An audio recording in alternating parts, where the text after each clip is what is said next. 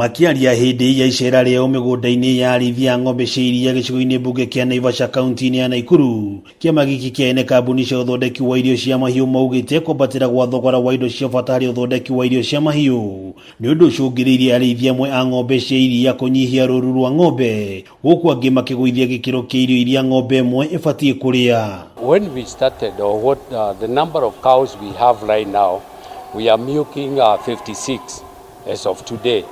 But then we used to milk 140 cows, but we reduced it due to the problems of the feeds. The cost of the feeds have become very expensive. It is my wish if the government can intervene in this, because if I cross and the rest of the farmers cross, the country needs milk.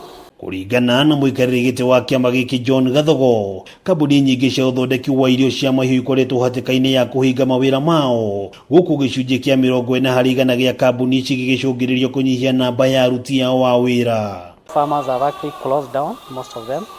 There is no future because without any intervention or meaningful intervention, nobody wants to to continue incurring losses. So we call upon the government, just the way that it has been listening to its citizens, to make sure that feeds are available, raw material available for the feed industry, so that we can actually rescue the farmers from total collapse.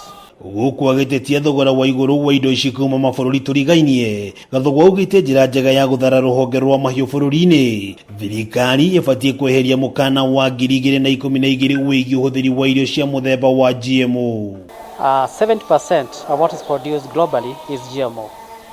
So we can still, as a country, still insist of non-GMO. That means we cannot get anything. That is a problem that we are having now. Ona thengia ya mũtongoria wa bũrũri Uhuru Kenyatta kwanĩrĩra kweherio kwa ũrĩhi wa mamo wa magoti thogora-inĩ ya indo cia bata cia ũthondeki wa irio cia mahiũ, rũhonge rũrũ rũtigana kwĩyũkĩrĩria. There are a lot of farmers cries in terms of closing down and cost of production, which I think also reached out to the authorities, and the president announced that the ministry should come up with a formula of reducing the cost of feeds.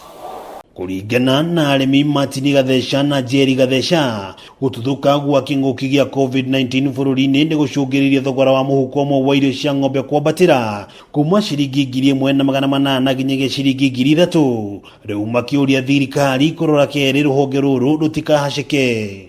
Before COVID, a bag of 70 kg used to cost around 2,000 shillings.